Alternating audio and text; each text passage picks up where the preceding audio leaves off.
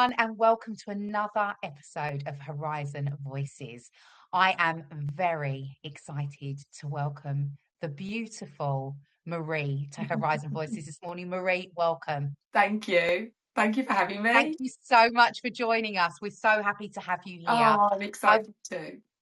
Good. I want to just let you all know that Marie is not only a fabulous woman, a friend of mine, and also a content creator, but she is part of the Herizen community, and you are a real supporter of us. So again, from Laura and I, a massive thank you. Oh, it's amazing. I think it's fantastic what you've created. It really is. I'm very excited to be part of it.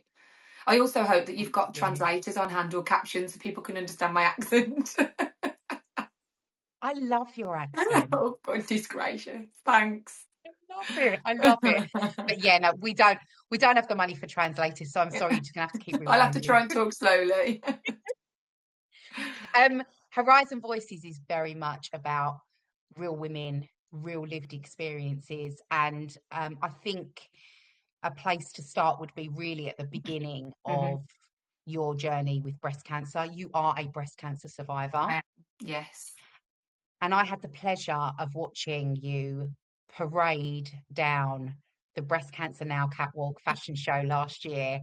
And honest to God, it is a moment in time I will never forget. Oh, You stole the show in that oh. beautiful fuchsia pink dress. Oh, at the Me and my end. friend Liz, we were like just Wasn't that watching an you. It's incredible amazing. dress? It was honestly, it was one of the most amazing experience. It was probably the best experience of my life. I can't Yeah. put into words how that felt, but that dress at the very end, I wanted to take it away, but obviously they wouldn't let me. Oh, it was a showstopper. And It was. I remember hearing the audience sort of go, the Really? effect of you. Honestly, I'll never forget it. It literally gives me, I've got goosebumps right now. Because I'm obviously not I wouldn't know that exaggerating. and see that because when the adrenaline's going, so you don't actually notice anything. But obviously the lights, the music, you just don't really see anyone's reaction. That's so lovely. It was a wonderful, and for those that don't know, Breast Cancer Now do a fashion show every single year in aid of all of the women going through and men going through breast cancer, and just to raise as much money as possible.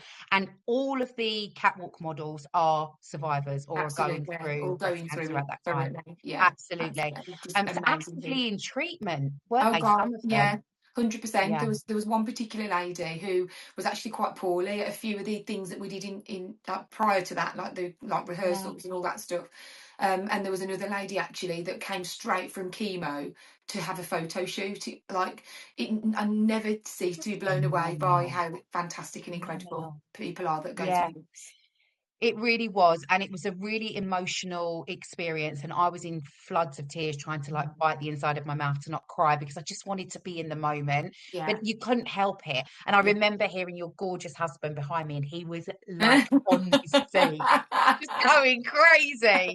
It was wonderful. I loved it. I loved it. It was But you were fantastic. phenomenal, and I remember coming up to you after. I said to Liz, I have to go and talk to her. I remember coming up to you and just saying, I just wanted to introduce myself. My name's Cassie. I think you're phenomenal. I follow you on Instagram. And you were like, I remember you. I remember you. You were so lovely. Honestly, I was like, come oh, here. it was fabulous. But yeah, wonderful. So I prepared a few questions. I hope you don't Okay. mind. No. I just wanted to talk about your breast cancer experience and Yeah. wondered if you can take us back to when you were told you had breast cancer and also what your diagnosis was. Okay. So I suffered with cysts on my breast anyway, so I was not a stranger to finding lumps. So when I found this particular lump, it was very different to lumps I'd found before. All the other cysts that I'd had before were very much on the boob. And not painful, but this particular lump was on the bone of your bra there. It was on the breastbone, and it was really wide, and it was really tender. And I just thought, oh, this feels a bit different to things I felt before. So I went back to the same consultant that I'd seen previously, and she and like, had a feel, and I could just tell by her face that this was different to the appointments I'd had with her before. So I was sent for a biopsy and all the mammogram and all that good stuff. And I remember walking into the room where I was having an ultrasound, and the radiographer actually said to me, right, I've had a look at the mammogram results, and there's nothing on there that causes me any concern, but you're here now, so let's do the belts and braces. Let's just have a look and see what we've got going on. So she put the device on the lump and she was like, oh, she said, have you like had any kind of blunt force trauma? She went, have you like been kicked by a horse or something, or a bat, or, and I went, no, nothing. And she was like, okay, okay. So she carried on with her like examination, and then those results went off. And then 2 weeks later, I got the call to go in, so I went in. And I remember I was sat in the waiting room waiting to go in with James, my husband. And there was a lady in the waiting room who had a headscarf on, and she'd got a child with her that was probably about 9 or 10. And I remember looking at her and my heart just sunk and just went out to her, because I just thought, A, going through that anyway, but then B, doing that with children is just like the worst you could ever imagine. Unbeknown to me, knowing that like 3 or 4 minutes later I was about to be told the same news. And I walked in, and I could, again, because I knew this specialist, I just knew by her face that something was different to the appointments I'd had with her before. And I sat down and she literally just went straight in. She was brilliant, but she just started the conversation off with, it's not the news we'd hoped for. And my world just stopped. Literally, everything just felt like I was underwater. I couldn't really hear an awful lot. Um, and yeah, I just completely zoned out, and it was just very muffly. So I didn't really take an awful lot in that appointment. I just literally remember thinking, the first thing I thought of was Archie, my son. You know, what am I going to tell him?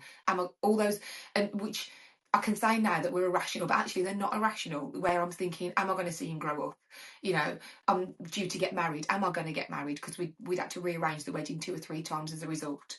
So all those things that you think in the moment, that you look back when you're through it, thinking that you're being irrational, actually aren't irrational. They're very normal things to think about. So yeah, so I was diagnosed with triple negative breast cancer. So again, one of the first things I was told is it's the most aggressive form and one of the least understood cancers. But I'd caught it really early, thankfully, because I check my breasts on a regular basis, having cysts. It was just built into my DNA. Probably every shower, I have a little furcle. Do you know what I mean? Because like, why would you not? So I caught it really early, and my oncologist was phenomenal. And from the very beginning, he just put me at ease.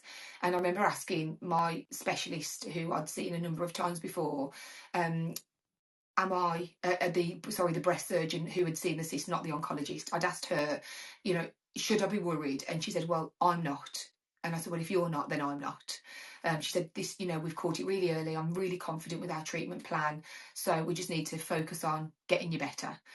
So literally that was my focus for the next, you know, well, still is now, but for the next 6, 8, 9 months that I was on IV chemo and all the other treatment that come along with it.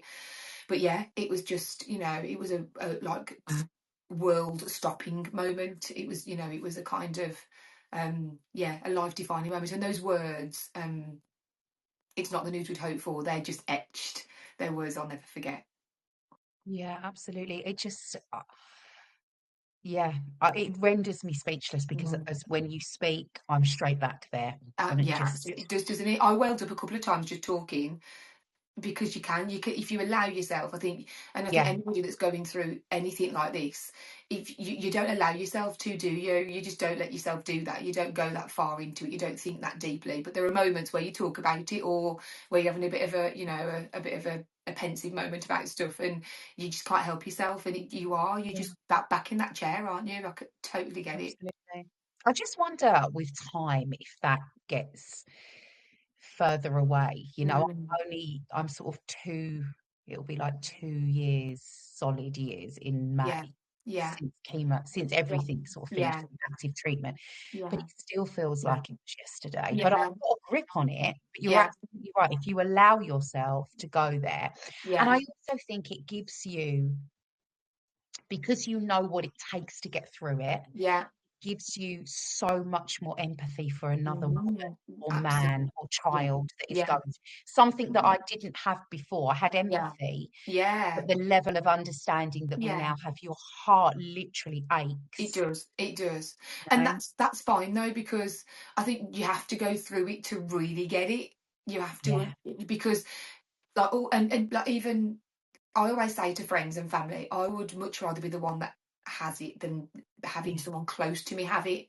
And that's a really weird thing to say, but I don't know how I would cope if it was a friend or a sister of oh, mine or my mum. yeah, Or I'd much rather deal with it myself than have yeah, to deal I with get it it. for somebody else. because it's just it's a totally different emotion. When you're in that zone yourself, you've got no choice but to just get on with it. You have no choice but to just focus and crack on and get on with it. And the empathy levels are just so different. I don't think anybody expects to really get it unless you've gone through it yourself. So there's nothing No. wrong in that. There's no wrong there. But I do think you have to, you have to go through it yourself to really get it. So you were a regular checker Yeah, because you had naturally lumpy boobs. So yeah, you were in a position where you really knew what your normal was, and yes, thank God you did. absolutely, absolutely. So you regularly checked, and then Yeah. so I'm just thinking, like, from your last check to how quickly it came up, Yeah. then Well, realize this is the still, question that I ask myself because I didn't find it during a check. It was a Tuesday morning and I'll never forget it because we had something we were going to do that again I'll never forget. And it was really early because we're having to set off really early. I think it was about 5:30 in the morning and I woke up and I remember doing a stretch and I had an itch. So I just went, oh, and then all of a sudden I'm like, oh my God, what's that? And I remember saying to James, oh my God, I said, I've got a lump. I said, this is really different to lumps I've had before. I said, it's quite tender. And like well, I have been known to be quite dramatic and a bit of a drama queen. And he was like, it's fine, it's fine. And I'm like, no, this is really different. I said, I can just tell this is really different. And I genuinely feel like it must have just cropped up overnight. I know it wouldn't have done, but it just felt like it yeah, should have because it was that obvious and distinctive. I don't understand how I hadn't had seen it until that moment. Do you know what I mean? Because even when you looked, if I lifted my boob up, you would see the yeah, lump physically. So it must have literally popped up really soon, really, not really soon. What's the word? It must have popped up pretty quickly from when it yeah. happened to when I caught it. And although my oncologist didn't give me any time frames, he did say you have caught this extremely quickly, and it was only 1 centimetre. It was 1 centimetre by 1 centimetre, so it was a tiny tumour. And with how aggressive triple negative is and how fast it grows, he said like that's what tells me how fast you've caught this. But so had I not have had that itch, I'd have caught it within a few days later because like every probably twice a week I have a check. Yeah. So I would have definitely have caught it a few days later. Thank God you checked. I Just know, thank I God you know, checked, I Marie. know, I know. And what was your treatment plan? So I had IV chemo. I had how many rounds of IV? I had 8 rounds of IV chemo over a 16-week period. The first half was a drug called EC, which is just Yeah, horrendous. And that really did knock me about. yeah. Anything, you name it, I had the reaction. The second drug was paclitaxel, which actually was really kind to me. I got up, managed to do the school runs. I managed to, my appetite came back. I lived a kind of as normal as you could do. I lived a semi-normal life as much as possible. However, I had a scan midway through my treatment. So at the end of EC, I had a scan, and the tumour had shrunk to nothing. They couldn't even see it was unrecognisable to the naked eye. Couldn't feel it on the ultrasound. She couldn't see it. She said if I hadn't have put the titanium marker in the position, I wouldn't have known that's where it was. So I'm like, oh my God, that's amazing. Just 8 weeks of EC, amazing. I then had 8 weeks of the other drug, and then I had a scan at the end, and my tumour was actually bigger at the end than it was when I started. So in the second half of treatment, although it was that drug was easy and kind to me, it actually didn't do anything in terms of killing the Oh, tumour. So in that 8 weeks, it had grown to be bigger than it had to like 3 months before at the very start of my journey. So it was actually the surgery that got rid of my cancer. I had a lumpectomy. And then they found, I asked about mastectomies and she said it would make no difference to my chance of reoccurrence, whether I had a lumpectomy or a mastectomy. And because obviously how big that surgery is, she'd never recommend anybody have that who doesn't need it. So I went down the lumpectomy route. I then had a second op because I had precancerous cells in the margin. And then I had 15 sessions of radiotherapy. But because my tumour wasn't destroyed by the chemo, it was the surgery that got rid of it. I then had to go on oral chemo for a year after that. yeah. which at the time of the call I was devastated, because honestly, you kind of, you get through your milestones, and you don't look too far ahead, but you get to where you think you're going to get to, and you're like, oh my god, that's it, treatment's done. And then you get a phone call to say that actually you need to be on chemo for another year. I was devastated. Looking back now, again, that was a real over dramatic response, because oral chemo was, I just think I thought it was going to be a very similar experience to what I'd already gone through, but it wasn't. It was nothing like that at all. So it was absolutely fine being on oral chemo. But yeah, and he said to me very much, this is a preventative measure. It's just to make sure that if there's any pesky cells hanging around, we blitz them, and you'll do anything, won't you, to make sure you don't get it Yeah, back again. So I'm completely. like, do whatever you need to do to me to get me better. So yeah, I had 12 months worth of oral chemo, and then I now have a 6 monthly infusion for my bones, hyaluronic acid.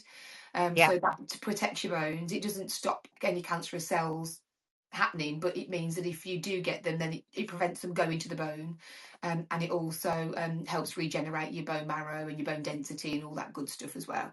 So I have that every yeah. 6 months. So my next one, I'll be halfway through, because I'm having it for 5 years. So I'll be halfway through my next one. Our treatment plans are very, very similar. Very Really, I similar. found that I didn't have the, yeah, I didn't have the chemo, oral chemo for a year, and yeah, I had way less radiation than you, but I did have a mastectomy. But the yeah, paclitaxel and the EC, and yeah. absolutely, the paclitaxel felt like a walk in the park Yeah, compared to yeah, the EC, didn't yeah, it? yeah, absolutely. And I was really grateful that it was done that way round, because I befriended a Yeah, lady during chemo at the hospital who had she had a much bigger tumour and a much more complex treatment plan, but she was on the same two drugs but the other way round. Um, and it was just like, when EC hits, it hits, doesn't it? Do you know what I mean? And if you've had treatment for so long and you think, oh wow, this isn't too bad, and then all of a sudden you take it, you have EC. But then interestingly, I've talked, Instagram is brilliant for talking to other people that have gone through similar things. I found so much out from people, as well as hoping that I've helped people as well. But I had another lady that comes through and said actually it was a paclitaxel that finished her off, and the EC was a walk in the park. So it's just mad how we respond to things what did differently, you do isn't about it? your hair? What So happened? yeah, so that was one of my first questions actually. When I was Yeah, told me that too. I was like, when I look back now at my questions, I think God, I'm so vain. I'm such a vain person. I didn't ask anything important. I was like, am I going to lose my hair? Can I still go to the gym? Oh my God, I needed help going to the toilet most days, so I'm not quite sure why I thought I could still go to a gym. And can I still have Botox? They are the questions I ask. Can you catch your breath? Of all the things I could have asked and I wanted to know. But in the moment, that was important to me. And James literally went, as if to go, are you kidding me? And I went, hey, I said, they're my questions, lay off. My hair, so yeah, I lost my hair. I cold capped. I tried the cold cap. That was horrific. I That added such a different level of intensity to Yeah. treatments. So my first treatment, I was oh god, I can't remember getting to the car. I think I had my son Archie on one arm and James on the other, and I was taken to the car. I don't remember the journey home. I don't remember getting into bed. I just remember waking up the next day because I had to be injected. That really knocked me about. And then the second treatment, I cold capped again, but my hair had already started to fall out, so I decided to not continue with that. And then my treatments thereafter, without the cold cap, were a very different experience. They were nowhere Yeah. near as traumatic. But that's just my experience, and I just want to caveat everything that I'm saying to people is just my experience, because I know people that have cold capped didn't find it so grueling as I did and kept their hair. So everyone's just different. So I'll always say to people, just give it a go. If you've got any doubt, give it a go. But it just wasn't for me. So when I started seeing the hair falling out, I didn't want to have clumps around the house at all. So I went to the hairdressers and she bobbed it for me. And I remember sobbing in the hairdressers, as was she, because she's been my hairdresser and friend for many years. But I said, although I'm sad that I'm going to lose my hair, I'm actually sobbing more because I had really long hair. I'm Yeah. sobbing more because I love the bob, and I'm thinking, why didn't I do this sooner?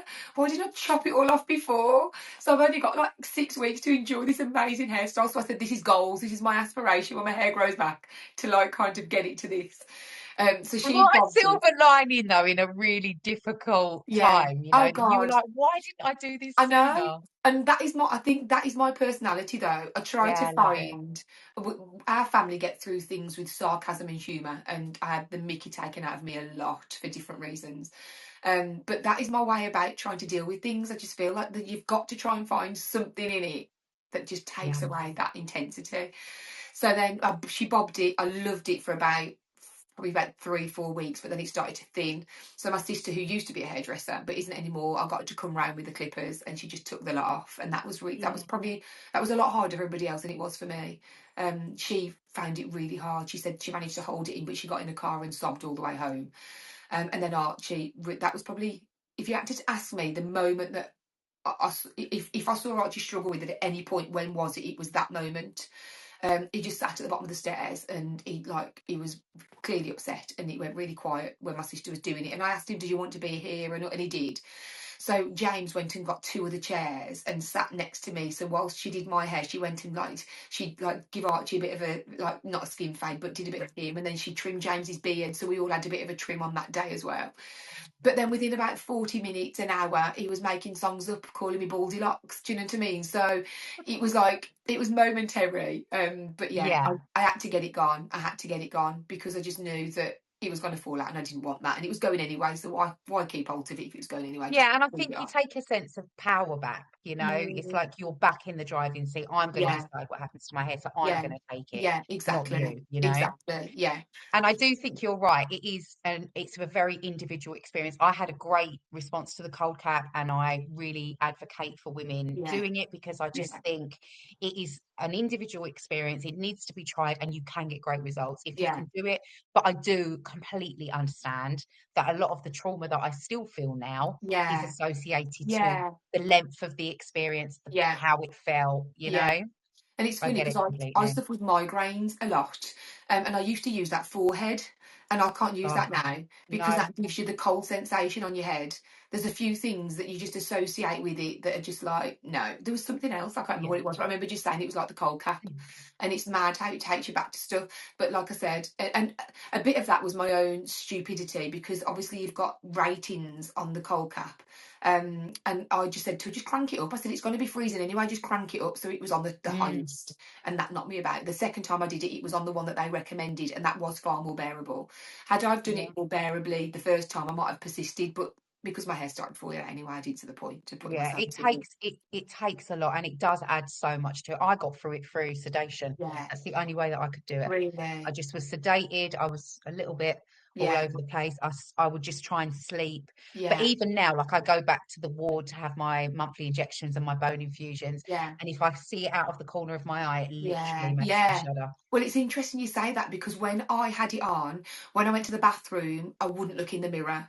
I wouldn't Yeah, let anybody take any photos of me because I didn't want to physically have that image of me in it because I knew I wouldn't ever be able to get that out of my head. yeah, So I don't actually know what I look like. And when I scroll and I see people with it on their head, I have to just go quickly because yeah, I just don't want that visual. Do you know what I mean? yeah, Because of the absolutely. association you get with it. Yeah, so it's Yeah, interesting that you said completely. that. Yeah, I didn't see But myself thank you in for sharing that with us because I think, that's it's tough it. to talk about. There was a couple of times then again I was like, breathe, just breathe, because I Yeah. don't want to burst into tears, but it really is. So thank you so much for being so vulnerable and for Thank you. sharing that with us.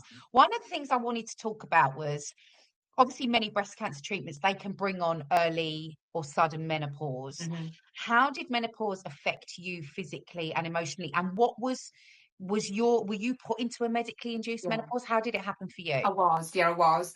So I started chemo in October 22, and that was the last month of my period. It literally just Yeah, stopped straight away, and I've never had one since. So and then after treatment, I had a blood test that then showed that I had gone through, or I'm going through menopause. So physically for me, obviously the no periods thing was obviously the biggest and initial thing that I saw. And it's also quite hard to really try and distinguish the symptoms and whether it's a menopausal symptom or a chemo symptom because the hot flushes. I never had the best memory anyway. I've denied being on a holiday with people, and then they've shown me a photo of me on a beach, and I'm like, oh, I don't remember going on that holiday. So my memory's was shot before all of this. Now you have got absolutely zero chance of me remembering anything, as you well know, because you've been on the receiving end of me forgetting quite a lot. So it's hard to try and associate what sits with what. But my oncologist yeah, always said to me, they go hand in hand, Marie. To be honest, he said they compound each other. yeah, He said so. So that for me is things like hot flushes, constantly at any point, not just night flushes. The memory bit is horrendous. I think if I think about things like confidence, I was never like I was. I was never an overly confident person before cancer, but I certainly never suffered with lack of confidence. I never Yeah. really thought about it. I was just me, and I just got on with what I've got on with, and never questioned anything, never doubted anything. Whereas now I doubt a lot, I question a lot. I probably overthink things, and I was never an overthinker at all. I probably was an underthinker in the past, so I overthink things now. I think my own confidence, and your own, like, I don't want to go too deep, but like worth, your own self-worth, you question everything. Do you know what I mean? Yeah. And then when I feel like myself going down that route, I literally have to give myself a metaphorical slap around the face and remember I've been through a lot. Do you know Yeah. what I mean? And I've literally like gone through all that treatment and all that radiotherapy and then all the treatment after and everything else. And emotionally and physically, I'm badass. And I have to Yeah, remember you that. are. And I have to just keep, I have to, even though some days I don't believe that, I have to keep telling myself that because then, you know, you keep telling yourself and you believe it eventually. And I do believe that a lot of the time, Yeah. but there are moments where, you know, you just don't feel like, like I haven't got any emotional attachment to my body at all, if I'm honest. And that's something I've been talking to somebody about for help and support, just to try and get my own head around that, because I'm a very logical person and I don't really understand how if someone else said that to me, I'd be like, I don't really get that, I don't understand how that's Mm. possible and what that means. And I need to try and understand that. And I'm not, you know, I'm a big advocate for reaching out for help and supporting whatever guise that looks like. So I've got no, like, so my relationship with my body is very different, and I know that Yeah. people who've gone through menopause say that my body shape hasn't changed, if I'm honest, at the moment, but I'm nowhere near through it, so you know that may well could change. But my relationship with my body, how I used to feel like I knew my body and knew how I'd react to things or how I'd feel about things and do things and how I'd look in stuff. I just question all of that now. So there's a lot. Do you know what I mean? Yeah, There's a there lot really is. I think associated you're to it. absolutely spot on with that inner confidence. My belly Mhm. has just come on, and this is real life, so I just need to turn it off. Right. It's fine. I can hear you. This is the open community. That was really unprofessional, but my telly Just just came and quickly, I was like, shh. because we're broken, just very quickly, Yeah, when people are messaging me, it's making the tone on my phone, which I can hear. Can you hear it? Can you hear boinging? no, not at all. Because I'm worried if I turn it onto silent, it'll mute me. Should I turn it onto silent? Turn it on to silent, see what it does. This is real life. Horizon is real life. Can you hear Yeah, me? I can still hear Oh, you. fine, fine. That's good then. Perfect. Done that. Perfect. I think just going back to that as well, I think you're right. It's like there was like just a carefreeness that was in my brain before Yeah, yeah, I any of this. And then the medical menopause, and as we know, you know, you're right in the eye of the storm. There's no like slow, you know, yeah, entry into no, it. You are literally being pummeled from yeah, every. yeah, But one of the things that got to me the most was the lack of confidence. yeah, yeah, And overnight. yeah, And I was literally like, what is yeah, going on? yeah, yeah, yeah. It's So I crazy. think there's I a lot remember to be said for that. one of the things that sticks in my mind that I have to remember, because then it makes me remember how far I've come. Mm. Is I remember our dogs used to go to, well, they still do. Our dogs go to like a daycare place, and James normally picks them up, drops them off, but this one particular time he couldn't, so I had to go and fetch them. And I remember waiting for Archie to come back from school and asking him to come with me because I just couldn't go to pick the dogs up on my own, and I don't know why. Yeah, I don't know if it was yeah, that I didn't want to see anybody. I don't know if it was they were like they're quite boisterous, happy, you know, joyful dogs. Whether I was worried about the fact that I couldn't, and that's the other thing. Like I physically don't have the strength that I used to have before, and that annoys me. Before I used to work for a man who we used to do annual challenges for charity every year, and they were insane. mm, We'd walk from like we started at like one, for example, we started at Falkirk, and half us walked to Glasgow, half walked to Edinburgh, and and it was in December along a really icy canal. We've climbed, we did the Yorkshire Three Peaks, we've cycled the length of the country, so they were massive, and there was never, even though I liked the gym, but I was never like the fittest person in the room. I never doubted that I could do it. Do you know what I yeah, mean? I was always like, well, yeah, it'll be hard and I'll have to work towards it, but I'll do it. Whereas now, like, I look at lifting something or doing something and I have to think, am I going to be able to do that? That's yeah, something that's really hard for me to get my head around mentally. But back to that story about Archie with coming with me to get the dogs. Yeah, I don't know if it's because I thought I might not be able to handle them both, or I don't know what it was, but I just thought he needed to come with me. And I look back to that moment now, which was like an everyday occurrence before. Yeah. For something you don't even think about. You pick your car keys up, you get in the car, and you go and do what you need to do. And when I feel now like that, like I don't feel like my old self, I remember that moment and Yeah. think, well, actually, I wouldn't ask him to come with me now to go and get the dogs. I don't need that help and support now. And then it just makes me think, actually, just go easy on yourself, Marie, because, you're doing all right. Completely. Yeah, completely. And I think the menopause, I think if I remind myself that this is a privilege that I am Yeah. here Oh, and that I wow. am entering my second spring, 100%. then it sort of gets rid of all of that kind of negativity. I drive on the motorway every day, but sometimes I feel so overwhelmed about the Yeah. process of getting on the motorway. Yeah. And I Yeah. have to really have a word for myself and just, like you said, we are kick ass. Yeah. Yeah. And Yeah. regardless of breast cancer, just being a woman and going into menopause, into this Yeah. hormonal transition that we're entering into, Yeah. like we are super special and very Yeah. powerful. Yeah. And we just sometimes need reminding of that. I, Absolutely. I wonder if you can just talk to me about any points when you were going through your cancer journey that sort of shaped you the most or changed the way that you see life. And you can tell us as much or as little as you want. Yeah. So, well, all of them to start with, because you go through that and you come out a very different person, Yeah, and everything looks and feels very different once you go through something like that. And we've touched on some of those already, haven't we? Some of those yeah, experiences already.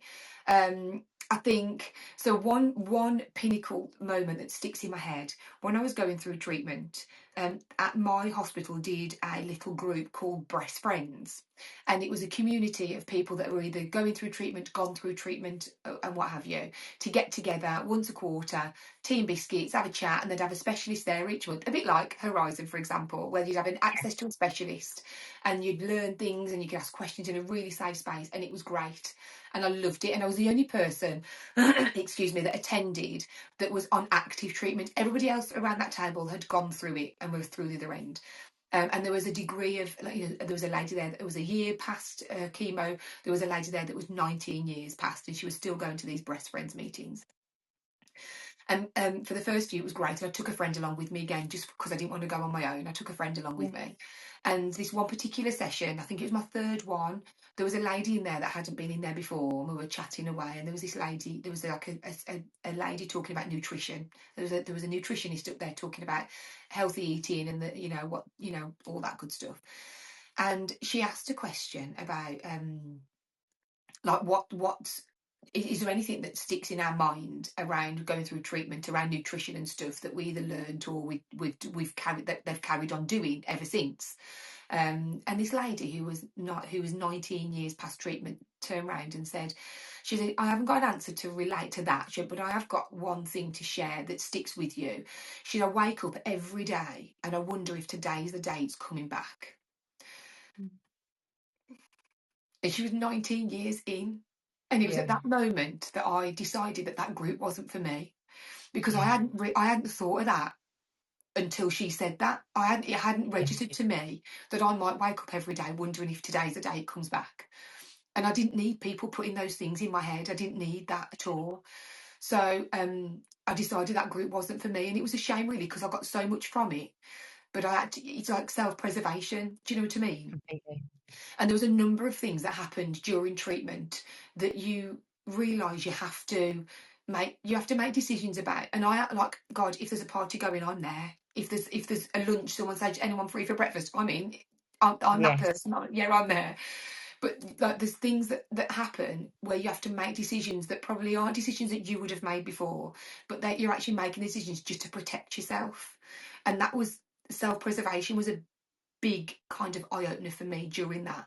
That you need to you need to do things that are for you and not for other people, and that's not the person that I was before. I would always generally put other people first and do things because I felt like it was the right thing to do, or I ought to, because I've been brought up properly. Whereas I started making decisions about the fact that actually that person isn't somebody that I need to be spending time with, because they're not doing my mental health any good. Actually, that person didn't support me as much as I expected them to support me.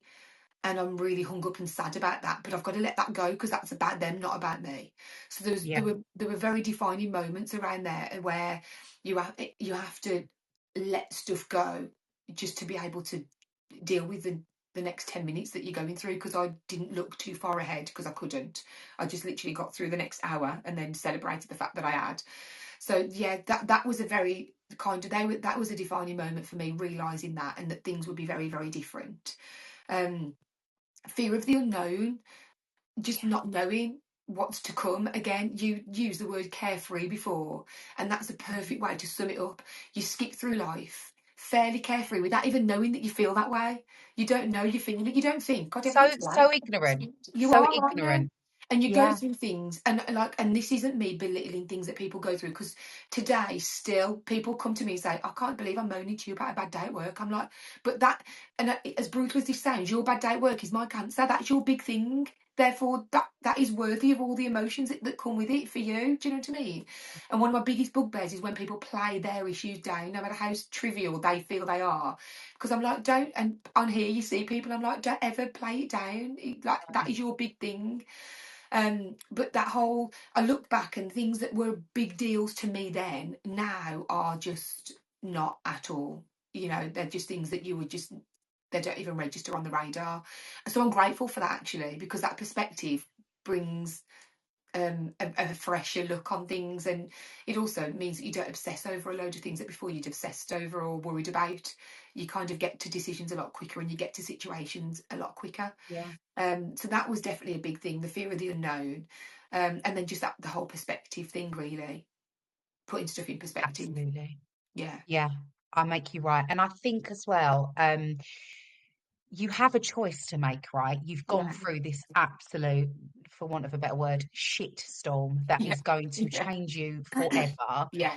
And you have a decision that you need to make when you come out the other side. Because we almost hold our breath, get Mhm, through treatment, mhm, and then when you start to breathe again, that's when everything starts coming in. And for me, it was a left or a right. Am I mhm. going to become a victim of this, or am I going to turn this on its head and kick Yeah, its ass? And this absolutely. is after treatment. So cancer was gone.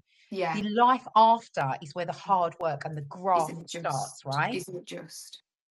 And you've Isn't it just just? got to make a decision. I Yeah, you can't have. sit here and think about it coming back every day, or I will not Yeah. leave my house. Absolutely. No, you wouldn't, would you? You'd do nothing. You'd go nowhere. And If you you're know depressed, you'd be upset all the time. yeah, and that's not good for anybody, and nobody wants to be around that person either. You know, No. it's hard. It is, but it is hard to be sad and Yeah. scared 24/7. Yeah. And I do think that and some people are just naturally that way inclined and Yeah. find it harder to deal with than others, and that's just life, isn't it? We're all very different. We're all very Completely. different. One of the things that was definitely something that shaped me during treatment was I feel so fortunate for having the Instagram community that I have. I had ladies that had gone through it that were telling me things like, "You will be red after EC. Don't panic. Yeah. You're dying," because no one tells you that in the hospital. Do you know what I mean? Like, your fingernails might turn black and drop off. Your hospital, you know, as much as the oncologists and the cancer nurses, they're amazing. No one tells you the practical stuff. You might feel like this, you might do that. You know, your libido will disappear. All that stuff that no one tells you, I got from people on Instagram, and I felt so fortunate. And I was really kind of blown away by that. And also, I used to say to James, like, where do people go that don't have the amount of Mm. people to talk to that I've got? Where do they find this information? Because I'd be lost. Do you know what I Yeah. mean? Breast Cancer Now were amazing. I rang their helpline a number of times during treatment. They were phenomenal. But one thing it really taught me is that you've got to give back. Do you know what I Yeah. mean? You've got to help others because they helped you. And if you don't, then what was the point? It's our duty to help and to give back to others. And that was a defining moment for me, that we are stronger together, and that it's really hard to, when you lay in bed bald, pale, bloated from steroids, no energy, need help to go to the toilet, and you're on Instagram and you're seeing people, you know, at events in London, living their best life, looking beautiful, people at the hairdressers, someone having their hair cut and absolutely, you know, sobbing because it's too short and they hate it. And you watch a programme and, you know, you're watching all these amazing people on their holidays and living their life. You just feel like the world's going on, and it is, the world goes on without you, and you just feel so lonely and isolated. And although you've got the most amazing support network around you, it doesn't make up for how lonely you feel and how you feel like there is, you know, no one gets this and everyone else's life is just brilliant and everyone's looking amazing, doing amazing things, achieving brilliant things, which every other day of my life I've been so happy for other people to be and do and get.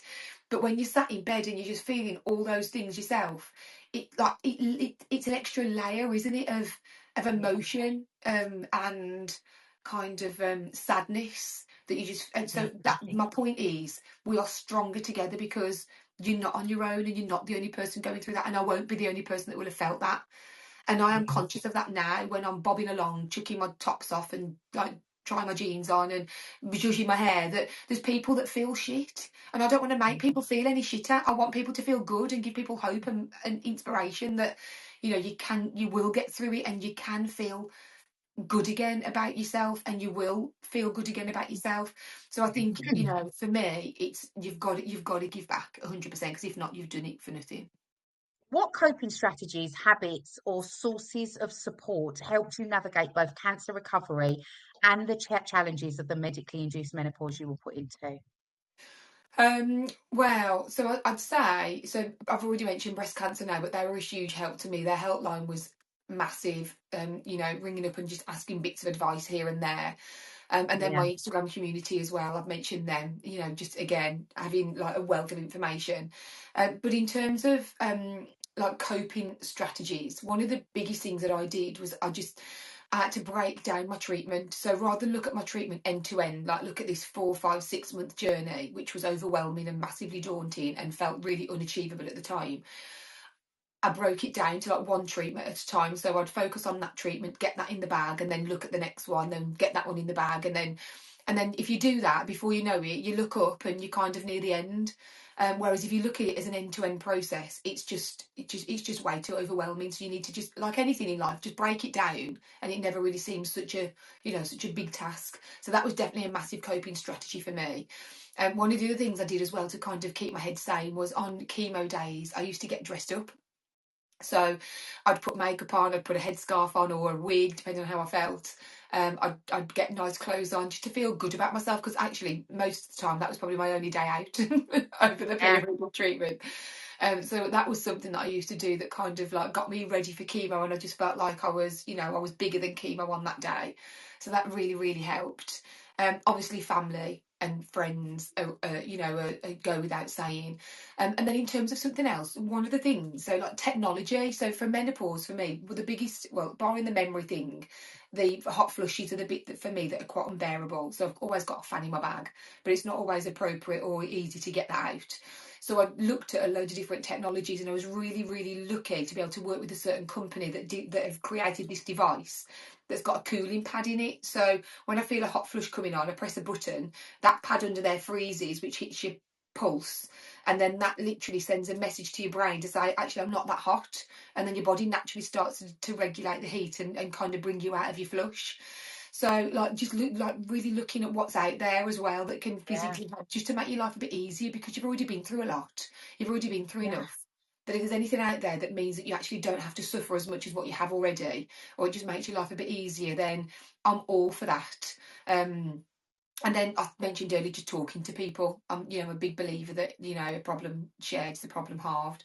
So I have a talk, and I don't find any shame in people saying that they're, seeking counselling, or they're having to speak to somebody, or they're not coping, because that's real life. So I'm a big believer in that. So I think all those little things added together just help you deal with stuff, just that bit easier. I love that you would make the effort on chemo day. I really Mm. like that. It's almost like you're putting your armor back on before Yeah, you go into exactly. battle one more time, Yeah, you know? I love yeah, that. I really love yeah. that.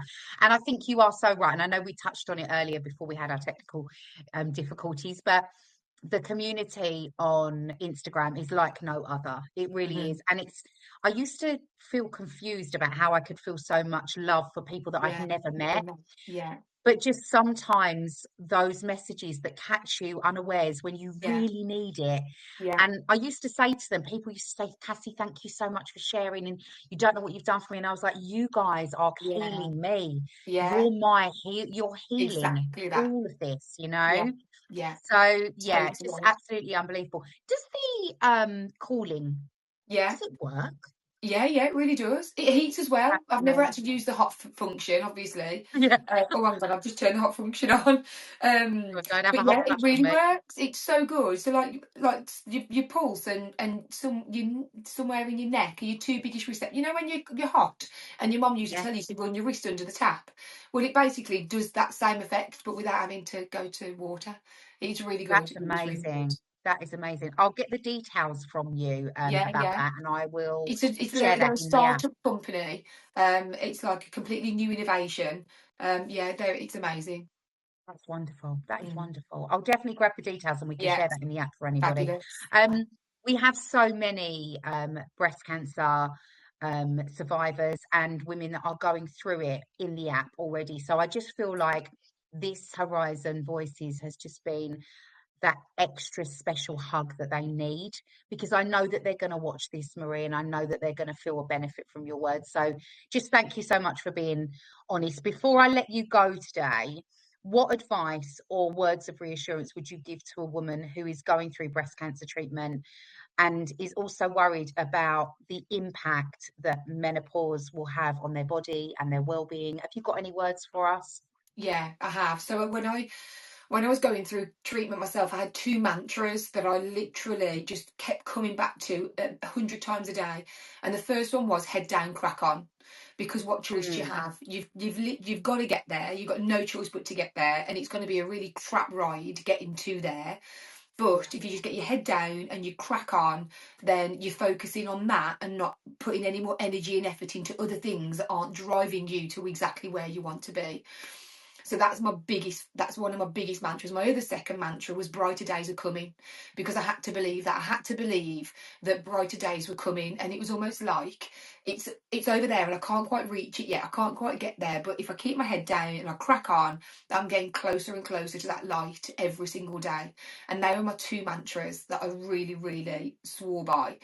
Um, One thing that helped me as well, which probably goes back to the previous question, is I pressed pause on my life when I started chemo, and then I told myself I would press play again when I was through treatment, and I allowed myself to decompartmentalize that section of my life that doesn't count towards my overall experience and journey. So I felt rubbish. I looked rubbish. Um, I spent so much time in bed. I couldn't do a lot myself. But actually, when it happened in that period of time where I'd pressed pause, it didn't count. It doesn't matter. It didn't count towards the person I am and my overall life, because it's done. It's sorted. I pressed pause on it, and it doesn't actually like contribute and count towards who I am and what I do going forward and how I live my life. That was definitely a big thing. And then the other thing is just to be kind to yourself. I used to look in the mirror and I didn't recognise the person that looked back. And the only way I could get my head around that was by telling myself it was okay, because I won't look like that forever and I won't be that person forever. So rather than look and getting really upset over it, which I would do naturally, because obviously, you still do, but rather than, in the main, looking at that and getting really upset about how I felt and how unable I was to do things myself and what I was missing out on and changes in relationships that I'd got, just really be kind to yourself and you're going through so much. And honestly, you are one of the strongest human beings on this planet for going through it. So just, pat yourself on the back, and how you physically looked and how you physically act during that time is just part of the healing process, because every day you go through a treatment, it's a day closer to getting out the other end. So just be really kind to yourself and just accept whatever happens during that period of time, because it's temporary. It's not forever, and it will not define the person you are. And you will 100%, because I'm yet to meet anybody that's gone through, being pushed through menopause or through breast cancer. I'm yet to meet anybody who tells me that they're not a stronger person for going through it and they're not a better, different person for coming out the other end. So rather than focusing and obsessing on where you are right now, channel that energy into where you will be, and you will get there a lot quicker and a lot easier and happier than what you would if you didn't. you render me speechless. You have the strength of an ox. You're an Oh, absolute inspiration. You're the kindest person I know. oh, And that's so honestly, I'm kind. just so grateful that we got to spend this time together, because Oh, I me know that too. there's been many moments through this where I've had to catch my breath and not cry. I honestly can't tell you how much I resonate with everything that you say. And I just know that there are going to be women in our community that feel exactly the same. I hope so. So I hope so. It's been wonderful. therapy. It's been therapy for me Yeah, too. it's been a lovely morning, It a has. lovely morning. Thanks. But thank you so much. Thank Oh, you my for giving up absolute your pleasure. time. My pleasure. And thank you for being a part of our community, Marie. Thanks for having me. I love it. Honestly, I feel a better person for being part of it, and I can't wait to share a lot of this with a lot of my Instagram followers. Yeah, it's amazing. Thank you. Right, I'm going to let you go now because you're a very Super. busy lady, and we Thank will you, my talk again lovely. very soon. Thank you Thank so much for you. your time. Thank you, lovely. See you later. Bye. Bye. Bye, bye, bye.